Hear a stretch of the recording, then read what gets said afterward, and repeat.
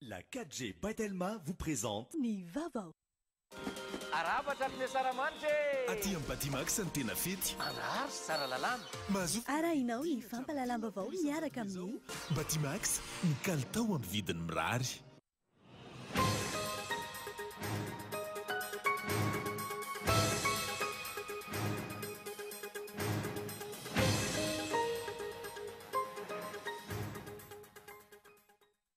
Mitony fitetezam-paritra ataon'ny filohan'ny tetezamita teo aloha Andrinirina Juillet taorian'ny Fenerive anjaran'ny sonerano vongy ny omaly. Tao anatin'izany no namelaberarany hevitra mahakasika ny IEM. Manodidina ny 40 miliara ariary ny teti-bola mbola ilain'ny seny anatodisana fividianana ankoatry ny ilay teti-bola 40 miliara ariary. Izay nambaran'ny filohelevitry ny seny raha toka ampiarina lalàna vaovao mifeny fividianana. Teti-bola ho fampadiana-draharaha eo anivon'ny seny kosa ny 20 miliara ariary mirakitra anatin'ny LFR 24 Hatramin'ny taona 24 no hanao varotra herinaratra fatiantoka ny jirama raha nambaran'ny minisitra tompon'anaikitra Androany. Porofo mazava raha nambaran'ny mpahay-toekarena iray fa tsy misy politika fanarenana ny orinasa mpanjakana. Nampitombona 70 miliara ariary indray ny vola entin'ny ireo mpitandro ny filaminana manao ny asany araka ny teti-bola mpanjakana na sy mpanojina farany teo. Lahara-pahamehana ary fomba ahafahana manatanteraka fandriam-pahalemana eto amin'ny tany sy ny firenena ve izany ho ireo mpanara-baovao.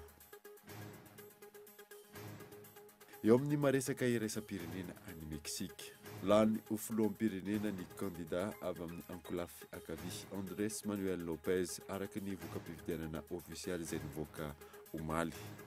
Nanaiky ny fahareseny ireo mpifanandrina taminy. La tsy mipirian'ireo vetranary entina aminao anatin'ny fampalalam-baovao afaka fotoana fohy.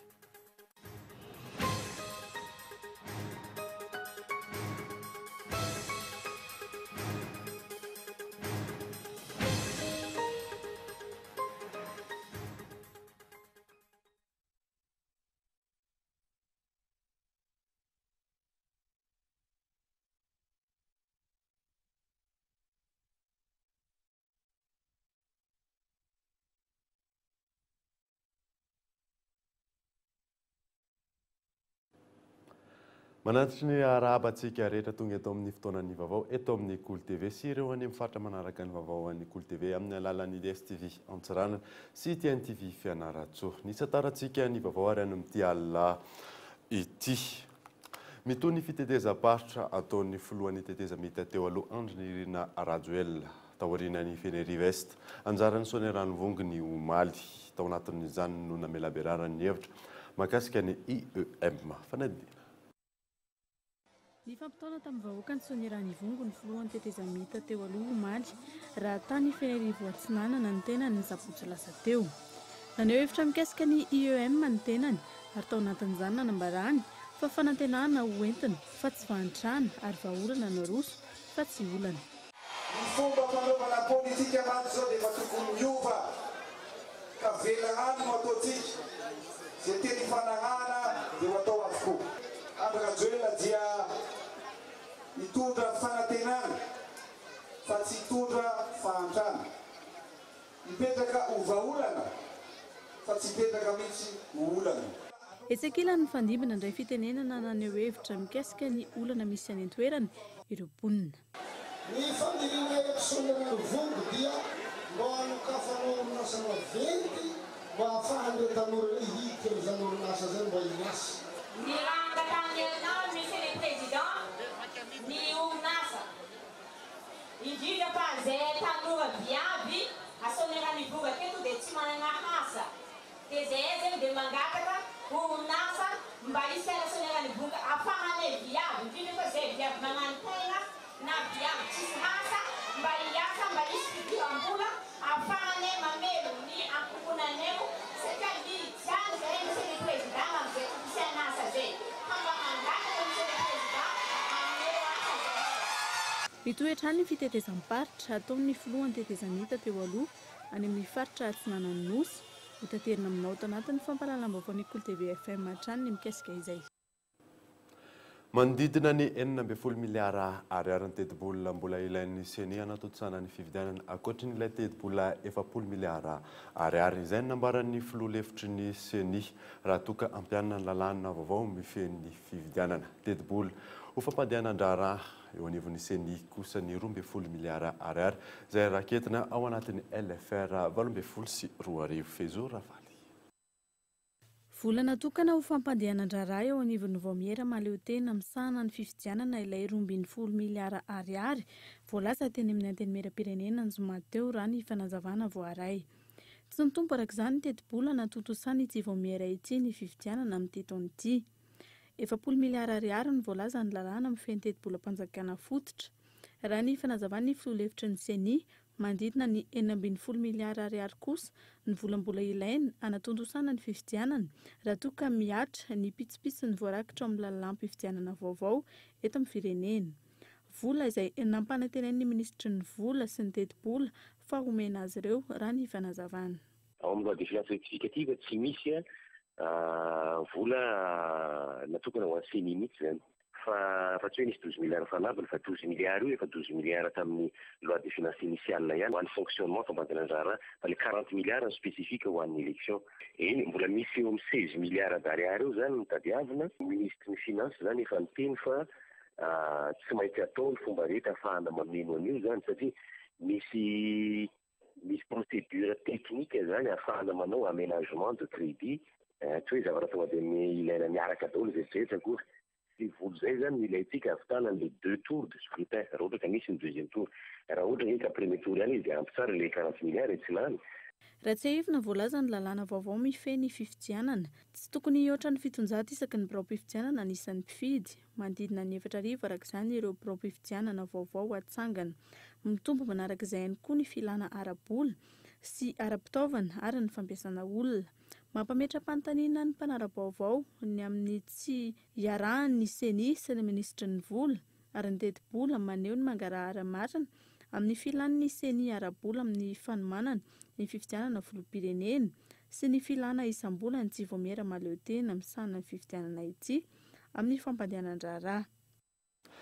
Oetsy Analakely kosa isika dia tsy ato ny tolona etsy amikanjan'ny 13 mena nivoaka azan'ny datim-pifidianana raha ny fanazavana ny solomavomboaka tima tamin'ity androany ity antony ny fisian'ireo fitakiana maro izay tsy mbola voavaly. Fanadia Michela Ranaldzo. Na efa tsy mahavory olona maro tahaka ny teo aloha intsony aza ny toly ny fanovana etsy amin'ny kianjan'ny 13 Mey na mivoaka ihany koa aza ny datim-pifidianana nilaza ireo solomavambahoaka tima androany fa tsy mbola miato ny hetsika. Maro ny fanazavana azo ny fitakiana izay tsy mbola nahazo mbaliny. Ny zavatra nangatahanay ho vita mialohan'ny fifidianana. Fanavaozana tanteraka ny CNI, eo ny mpikambana, eo ny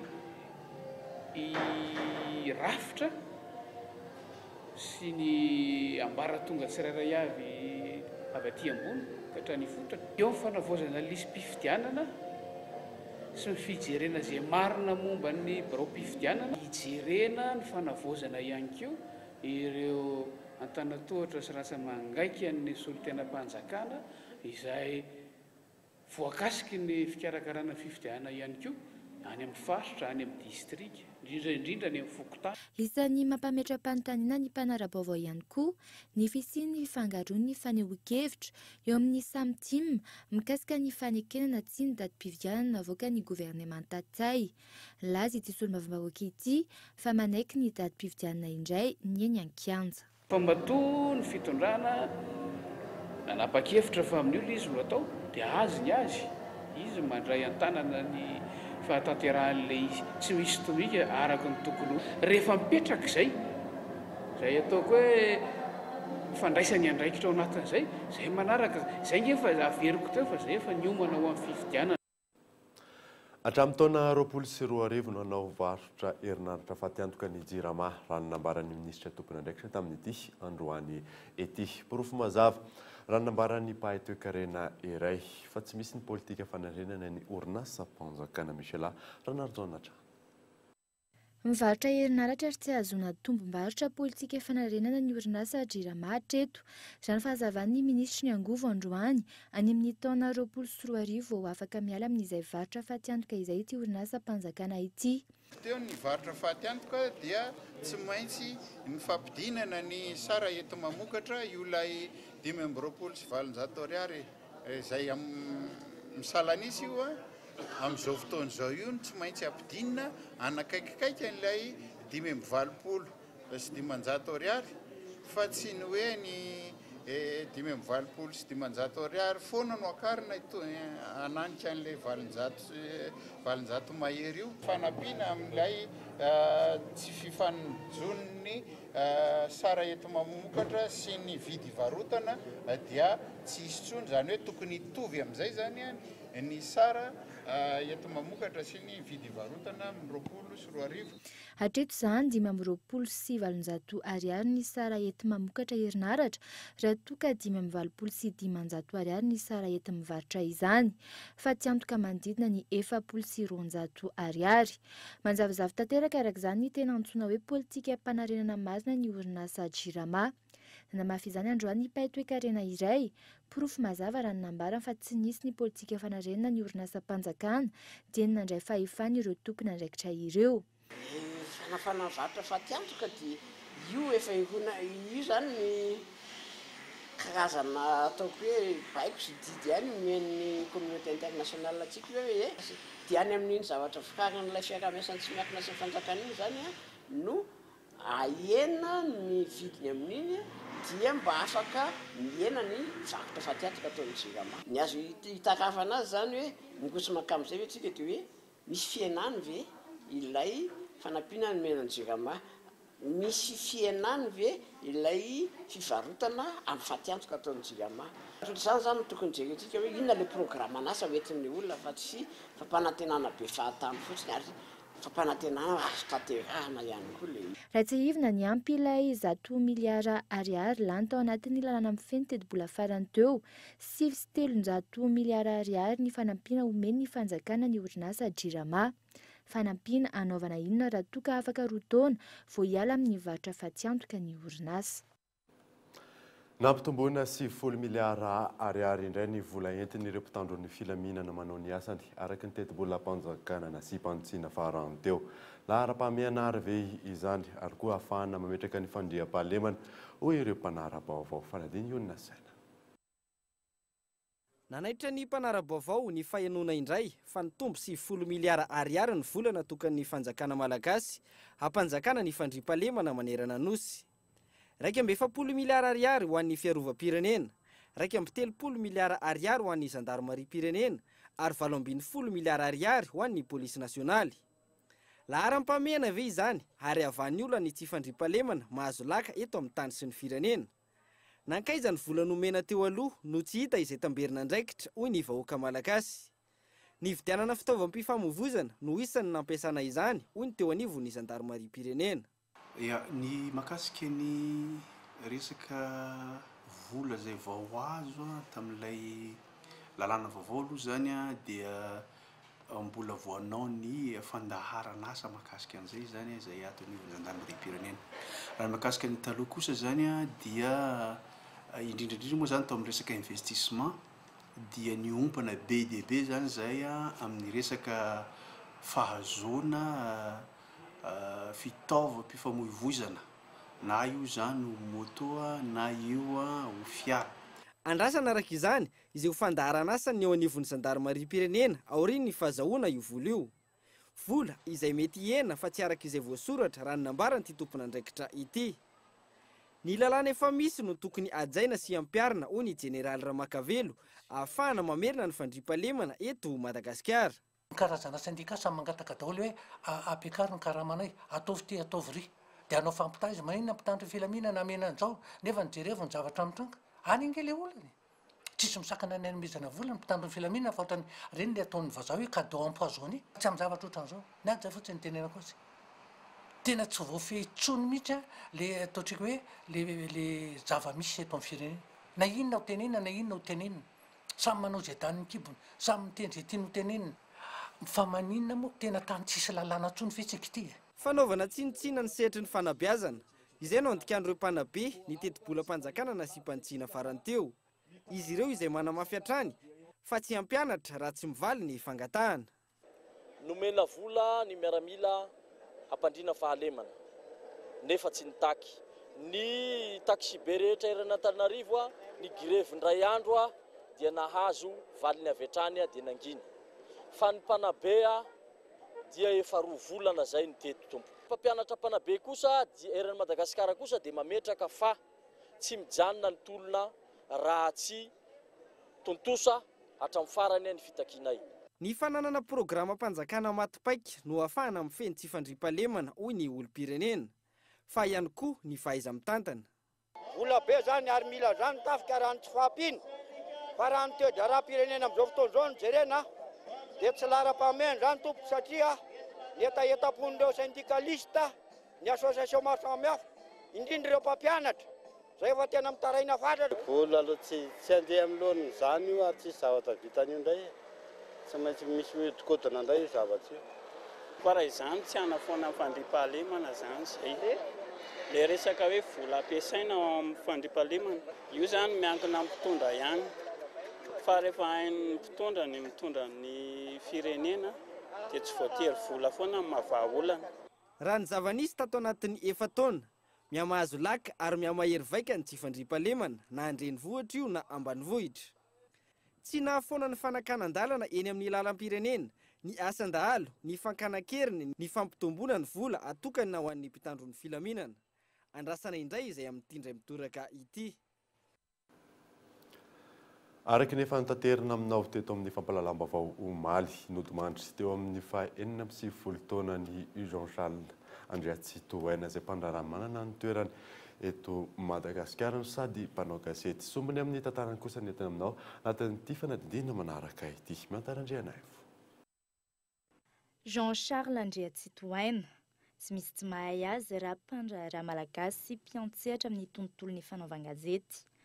Izy no namorona ny groupe Andriatsitohaina, filoam-boninahitra ny GEM na ny groupement des entreprises de Madagascar ihany koa ny tenany. Teo amin'ny 49 taona ny Jean Charles Andriatsitohaina no nodimandry ny sabotsy lasa teo.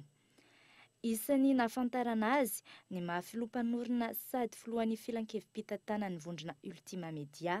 Sehatra maro hafa ihany koa no mbola nahafantarana azy. Niavaka tamin'ny fampiarana ny fihavanana, fitiavan-tanindrazana ary ny fifanankalozan-kevitra. Efa talen'ny kabinetra ny ministeran'ny toe-karena ny tenany tamin'ny fotoanandrony. Teo amin'ny tontolon'ny asa fanaovan-gazety, tao amin'ny ekipa ny fanoratana ny fandrosom-baovao i Jean Charles Andriatsitohaina tany am-boalohany, nanoratra tao amin'ny NIAG, tompon'ny gazety La Nouvelle amin'ny teny frantsay sy taratra amin'ny teny malagasy ihany koa. Raha tsy hivina tamin'ny rara 270 sy rara volana mety taona 720, izy ihany no mpitantana orinasa niakatra teny amin'ny lampiazo tamin'ny fanohanana ny hetsy-bahoaka. Anterina hatrany fa ny fianakavian'ny Kolo TV FM dia mirary fiononana feno ho an'ny fianakaviana. Fanihanizatsika ny vaovao dia toy ny lozam-pifamoivoizana teo amin'ny lalam-pirenena voalohany. 20 ny isan'ireo naratra ny tanana ny amin'ny hôpitaly Achiera. Araky ny fanazavahana azo hatrany dia tsy misy mahatsiaro tompona andraikitra na avy eo anivon'ny ATT izany sy ny ministeran'ny fitaterana Yves Richard. Araka ny loharanom-baovao voaray farany teny anivon'ny sampanavonjena ny hôpitaly Achiera androany mahakasika ny lozam-pifamoivoizana na hafatesana olona 4 tany amin'ny lalam-pirenena voalohany. Tamin'ireo 520 no tanàna vonjemaika teny anivon'ny hôpitaly Achiera omaly. Mbola misy 720 ny manaraka fitsaboana ary mbola ray maso akaiky ny 12 amin'izy ireo noho ny fahavoazana ao amin'ny faritry ny loha. Tsy niova zany maty fa tonga teto zany mbola iny maty tao amin'ny sur place igny zany misy. Fa tonga teto amin'ny hôpitaly zany mbola tsisy maty hatreto. Iazany zany dia fahavoazana dona tamin'ny loha zany no ny ankamaroany satria raika ambe voratelo amby roapolo zao no tavela taminay dia ny raika amby folo am'ireo zany dia mbola ao amin'ny servisy neurochirurgie zay mandraikitra ny loha. Tsy vao izao no namoizanain'ny olona maro ny fitateram-bahoaka eto amintsika. Raha n'izay nanantonina teo anivon'ny ministeran'ny fitanterana isan'ny tompon'andraikitra voalohany amin'ny tranga toy izao, laza tsy manan-kambary izy ireo ary nanilika ny fandraisany mpanao gazety ny Kolo TV ho any ny ATT. Any amin'ny ATT moa no mandeha any amin'ny DG-ny zareo fa zareo nidina sur place serve. Satria mantsy ny anay tsisy nidina tany mihitsy ny tatonay tamin'iny accident iny. Hafa ny tamin'le teria mahitsy nidina teny daholo taty. Fa tamin'iny tena tsisy mizamiza tato aminay mihitsy nidina tany dia izy no teny asa makany amin'ny généraly anitra izy fa zareo tena nidina sur terre. Toy izay ihany koa ny teo anivon'ny sampandrara misahana ny fitanterana tanetana ny ATT, lazany tsy manakambara ary nanondro ny ministera ny fitanterana ho tompon'andraikitra voalohany. Raha afaka mirapelana ianao alarobia iano any aho vao mety ho afaka.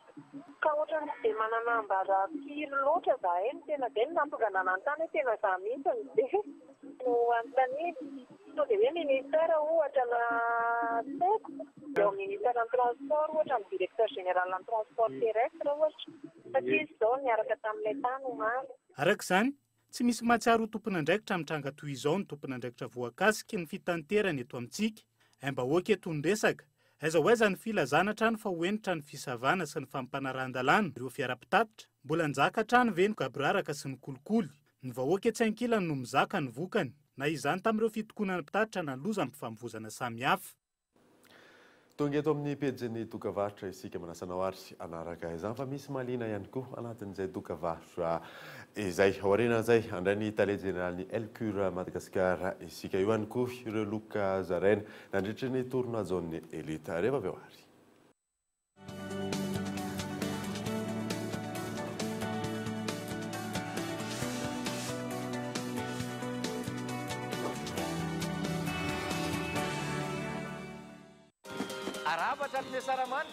Aty amin'ny Batimax ny tena fety. Manarary sy tsara lalàna. Mahazo fihenam-bidy 10 hatramin'ny 10 isan-jato be zao amin'ny karazana entana maro mandritra ny volana jona. Io ananareo. Fangaza ihany.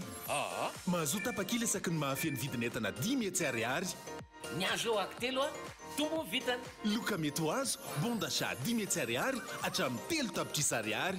Dia loge eo ihany. Fisariana ny 30 jona amin'ny 1.20 ora. Batimax ny kalitao amin'ny vidiny mirary. Fankalazana ny vadimy amin'ny telopolo taona nitarika hira ambulance atmosphérique event manolotra ho anao cabaret concert goavana hira nitarika ireo hira napalasa sy nahafantarana azy hatramin'izay nizoma 13 jolay manomboka amin'ny 7 ora alina ao amin'ny dôme akorondrano baf 20 000 ariary ary ny 30 000 ariary ho an'ny famandriana filan-kevitra 034 16 472 74 034 05 481 21 034 73 908 95 azadanonazy hira ambulance ao amin'ny akorondrano nizoma 13 jolay amin'ny 6 ora alina banoana Kool TV Kool FM. L'association Drôle de Dames vous présente le Festival des baleines à l'île Sainte-Marie Madagascar du 12 au 15 juillet 2018. Venez profiter de 4 jours de fête et découvrir les baleines. Au programme, foire exposition, défilé carnaval, soirée concert, animation sportive, trail, VTT, beach soccer, course hip-hop, découverte de l'île, projection de films, conférences et programmes pédagogiques. Et surtout, des sorties baleines. À ne pas rater, Festival des baleines du 12 au 15 juillet 2018 sur l'île Sainte-Marie. Pour plus de renseignements, visitez www.festivaldesbaleines.com. Sponsor officiel, Telma. Telma, ça feed que numéro 1 Malagasy.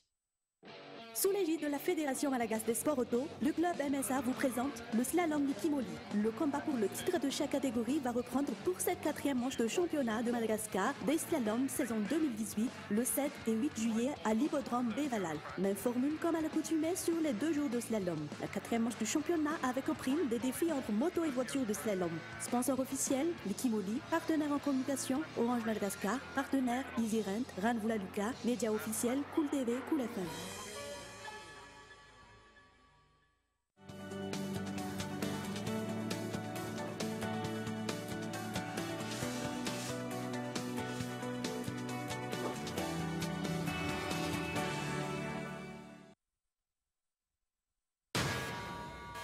Je vais vous demander de faire demi-tour au travail. Ça sent pas bon. Je déteste les témoins. Montez! Mais putain, qu'est-ce qui se passe? Ils sont en train de voler le fric. Où elle est? T'as besoin de moi, je suis la seule à connaître le code. Vous êtes parti avec mon frère, où est-ce qu'il est? J'ai besoin de toi. Allez, on va sauver le monde. C'est pas gagné. Tu plaisantes, j'espère. Allez, on emmène tout. Ce machin va nous bouffer tout cru.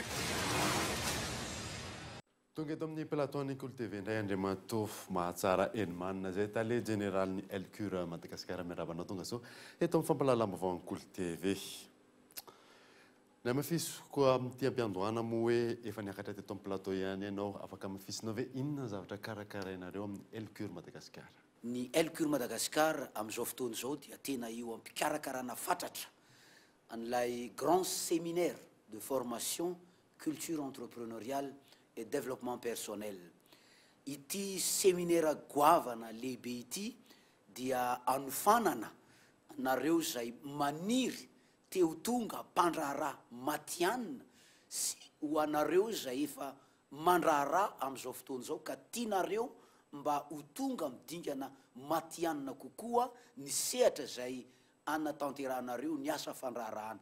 Inona ary zany tena hoe tanjona sy hoe tombontsoa ho azon'leo mpandray anjara? Ny tanjona dia betsaka fa andeha maritra efatra zay efa lazaiko matetika ary misy kelikely ihany koa zay soritako ao anatiny. Ny voalohany dia ahatonga ny mpandray anjara ho afaka andray an-tanana tsara ny fampivoarany tenany, izany hoe ny développement personnel ho an'ny tenany. Ary eto dia manao antsoavo an'ny ray aman-dreny zay mianatra zanaka zay tianao tonga lavitra. Ilain'ireo tanora amin'izao fotoana izao ny fahafehezana ny atao hoe développement personnel satria mora variana amin'ny zavatra zay mety tsy dia mahasoa ny tanora amin'izao fotoana izao. Ny faharoa dia ahatonga ny mpandraharaha mpandray anjara ahay tsara ahita ny fomba izay azahoanareo mitantana tsara ny orinasanareo na ny aktivitenareo ary indrindra ahitanareo ny fomba ny paikady tsara indrindra azahoanareo mampandroso an'ilay orinasa. Ny fahatelo dia anomezana anareo ny teknika rehetra, ny paikady rehetra ihany koa ny fomba azahoanareo manatanteraka n'ilay projet zay tianareo atao na ny vinanareo na ny vision nareo. Ny olombelona tsirairay avy matsy dia tokony hanana tanjona ary tokony ho tratrarina le tanjona. Raha misy olona tsy manana tanjona ozy ny manam-pahaizana hoe aleo izy maty, raha tsisy tanjona mihitsy zany ny olona anankiray dia tsaratsara ho azy ny maty. Ka amin'ity fanofanana mpandraharaha ty zany dia ahatonga anao anome anao ny paikady rehetra sy ny fomba fiady rehetra mahomby azahoanao manatratra ny tanjonao, azahoanao ihany koa manatanteraka na lazaina amin'le hoe miréaliser an'le projet zay tianao réalisena. Ny tokony atao zany dia miantso ny laharana an-tarobia ny Elcure Madagasikara izay omeko raiso avy hatrany 034 20 208 12 034 20 208 12 na ny 033 01 208 12 033 01 208 12. Miantso an'io laharana an-tarobia io ianareo ho aneto Antananarivo tapitanana dia manikana fotoana mihitsy raha ampitso tonga eny amin'ny Biraony Elcure Madagasikara eny Ambatomainty mba azahoanareo ny fanazavana fanampiny. Daty anaovana ny formation dia ny alakamisy fahadimy sy ny zoma fahaenina ny volana Jolay ho avy izao, zany hoe amin'ny lakamisy ho avy izao zany. Ny toerana anaovana an'ity fiofanana ity dia eo ao amin'ny restaurant Le Grand Mélis, anisan'ny restaurant tsara io ary ny salle de séminaire ao anisan'ny tsara matianina. Ety ampamaranana afaka alefanao zany fanentanana. Ny fanentanana dia zao manentana ho anareo zay tia ny asany, raha tianao ny asanao, tianao ny ampandroso ny asanao, tianao ny tombonao aminy, anatraranao ny tanjonao, anotanao ny projetnao, hitantananao tsara ny orinasanao, hitanao fa misy blocage ao zay tsy ahafahanao mahavita zavatra goavana ny eritreretinao hatramin'izay, na blocage zay tsy nahatanterahanao ny projet tianao tanterahana hatramin'izay, manasanao mba handray fanapahan-kevitra hentitra androany amin'ny ahenonao an'izao zao vaovao zao dia avy hatrany handray fanapahan-kevitra andray anjara amin'ilay fiofanana. Mazava ho azy fa andoavam-bola ity fiofanana ity mety teny anao hoe lafo rehefa miteny anao ny tarify izahay kanefa raha ampitahinao amin'ny hoavy ny orinasanao sy ny angezan'le zavatra nofisinao ho tanterahana dia zavatra kely zany. Ankasitrahanao vahiny teto amin'ny sampana fampalalam-baovao Andriamatofo Mahatsara Hermana zay talejana ny Elcure Madagasikara. Mankasitraka ny namana ny lalaina izay mpiara-manolotra vaovao mahafinaritra eto amin'ny Kolo TV sy ny ekipa rehetra, ary mankasitraka ihany koa ny vahoaka malagasy izay andray anjara amin'ity fiofanana ity, ary manome toky anareo fa tsy hoverimaina ny fandraisanareo anjara amin'ity fiofanana ity, ary sy tantara goavana apetrana eo amin'ny fiainanareo mandritra ny fiainantsika amin'ny fivelarany manontolo. Mankasitraka tompoko lahy, mankasitraka tompoko vavy. Tontolo ny fanambiazana izay hatrany dia mbola mitony ny fanameloana ataon'ny CNIDH ny fitokonan'ireo mpampianatra. Araka ny fanazavana tsy tokony ampikatso ny raharaham-panjakana ny fitakiana. Etsakilan'izany esa dia mananjo hanao fitokonana ny mpampianatra araka ny voalaza ao anatin'ny lalam-panomrena Ivo Richard. Mitoetra ny fanamavana ny voamera amin'ny pirenena momba ny zon'olombelona na ny CNIDH ny fitakian'ny mpampianatra tao arian'ny fanakianana mahavaivana taony. Nomelohan'ity voamera amin'ny pirenena momba ny zon'olombelona ity androany ny fahafahan'ireo mpampianatra mitaky ny zony sy ny famerenana ny asan'ny fampianarana. Marina tokoa fa voafaritry ny lalàna, voafaritry ny ao anatin'ny lalam-panorenana zany ny fahafahana mitokona sy manao fihetsiketsehana. Nefa raha raisitsika zao le artikla 33 ao anatin'le izy dia fahitantsika eo any ny valiny fa ekena ozy izy ny lalàna zany ao amin'ny lalam-panorenana, fa ekena ny fahafahana mitokana, ekena ny droit de grève, fa kosa tsy tokony hampandringa ny raharaham-panjakana rehetrarehetra zany na hoe ny zavatra tokony ilain'ny vahoaka an'ireo mpiasam-panjakana ireo. Zany hoe ekena zany le fitokonana fa tokony kosa mba handeha ihany ny fiainam-bahoaka, ny fampianarana. Zay zany voafaritra ao anatin'ny artikla 33 ny lalam-panorenana. Nefa moa zany ny zavatra nilazaiko teo dia tsy izay ny zavatra misy amin'izao fa dia tena mikatso tanteraka. Na dia efa voafaritra ny lalam-panorenana aza, mbola tsy hitantaratra ny fahafahana manao fitokonana na ny droit de grève eto Madagasikara. Antony mahatonga indrindram-piarahamonina tsy hirindra araka ny filan'ny fiarahamonina, izany hoe fiarahamonina miaina anaty fanajan-dalàna tanteraka, tsy misy ambony lalàna. Hoentina amin'ny filan-kevitra ny minisitra Hoavy izao ny atota-kevitra rehetra amin'ny fitakian'ireo mpanabe manerana ny nosy. Ankilan'izay moa dia mitony fitokonana raha tsy mivaly ireo fitakiana rehetra ireo raha ny fanazavan'ireo syndikan'ny mpampianatra tamin'ity androany ity. Mikaela Ramalona. Mitony fitokonana ary tsy mbola nisy nampianatra ireo mpanabe tamin'ity androany ity.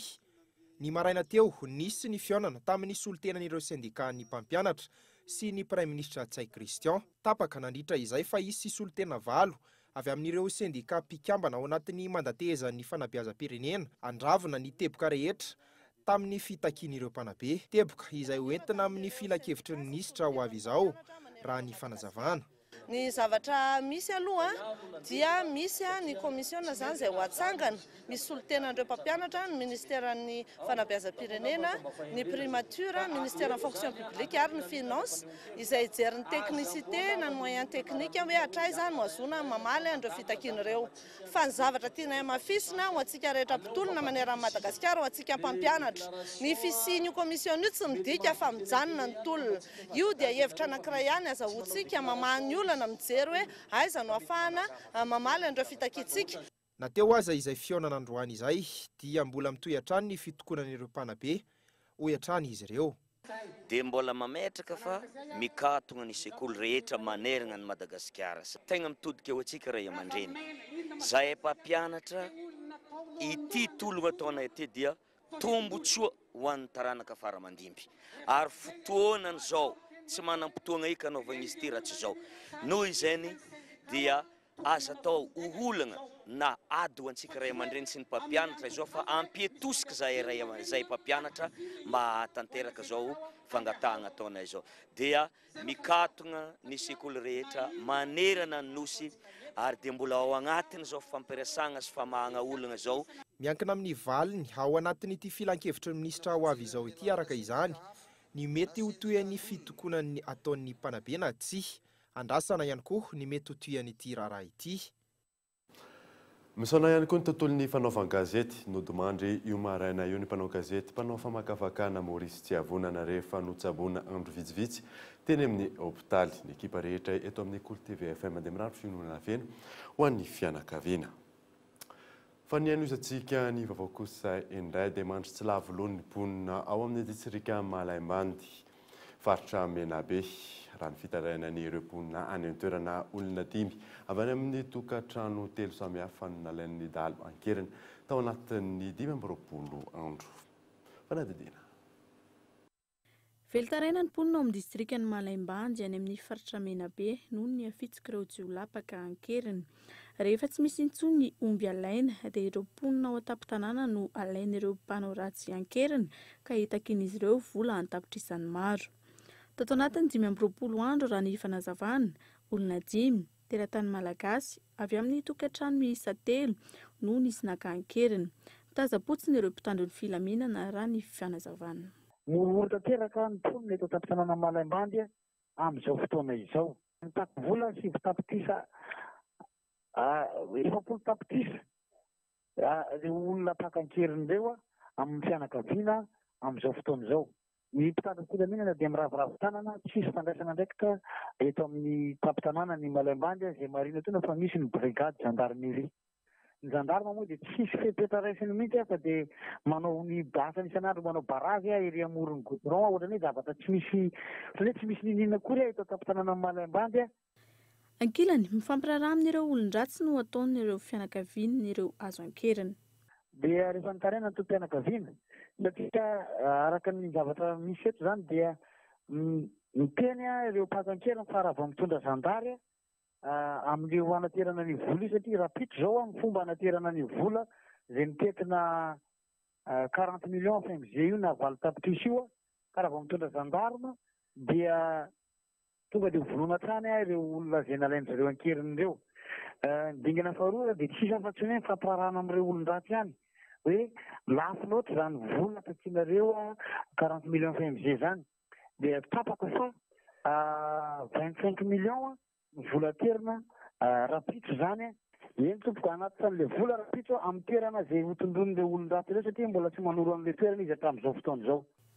Raha ny fanazavana trano tsy mifidy ora intsony ny fanaovan'ireto jiolahy ireto ny asa ratsiny na vao maraina na atoandro na ihany koa amin'ny hariva. Ankoatra izay raha ny nivoaka tamin'ny lalàna mifehy ny teti-bolam-panjakana na sy Pantsina 2024 mahatratra sy 10 miliara ariary ny teti-bola natokana ho an'ny fiarovam-pirenena sy ny filaminam-bahoaka 2024 izay mizara ho an'ny ministeran'ny fiarovam-pirenena, ny polisy nasionaly ary ny zandarmaria-pirenena.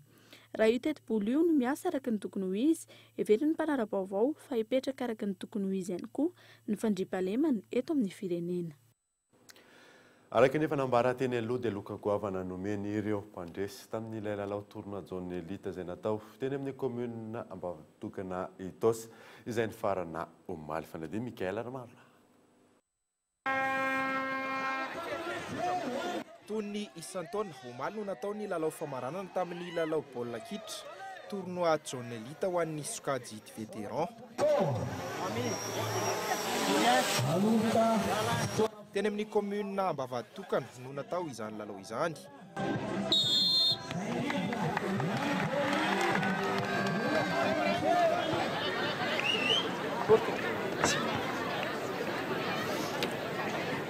Isan'ny tanjona tamin'ity lalao ity ny mba hisin'ny fitaizana tanora trany amin'ny hetsika toy izao eny anivon'ny commune raha ny fanazavana. Dia ny andramo moa zany dia ny finale izay hitanareo vahoaka maro be tongo ireo finale ny tournoi elite izay misy loka goavana be moa zany nomenan'izy ireo satria vola mitetina 2 millions ariary zany no azon'ny mpandresy eo androany ary izy io dia efa fatao isan-taona mba hitazaina ny tanora satria ny anay aty Atsimondrano aty dia tena betsaka ny tanora.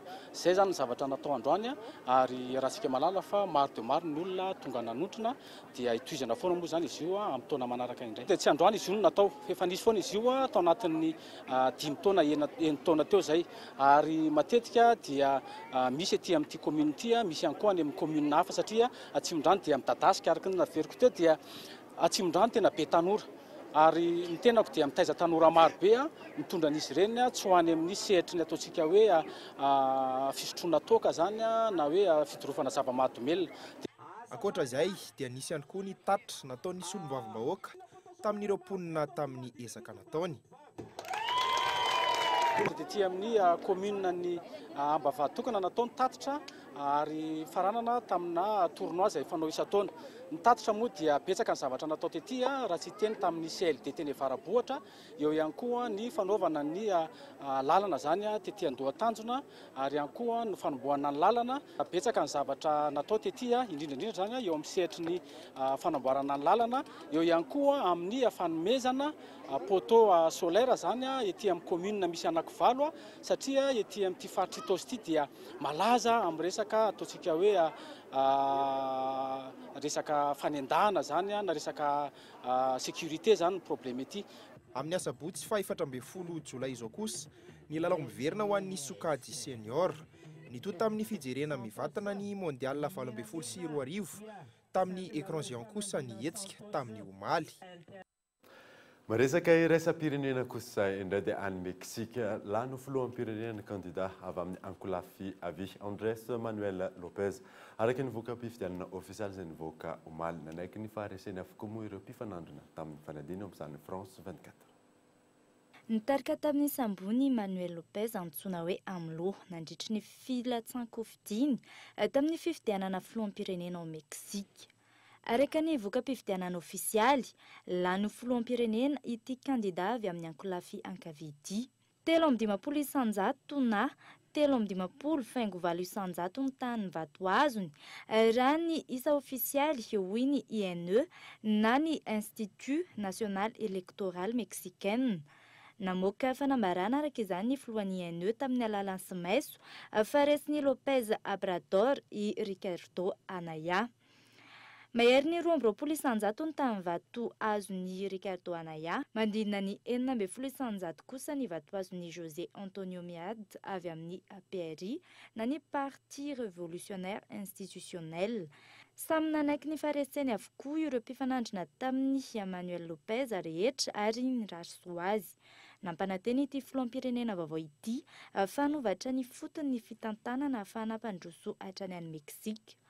Voalohany tamin'ity no naresy tamin'ny fifidianana ny filoham-pirenena tany an-toerana ny avy amin'ny ankolafy ankavia. Dia izay manakatona vaovao tamin'ity alina ity ankasitrany ianao nanaraka izany soava tsara ato alto.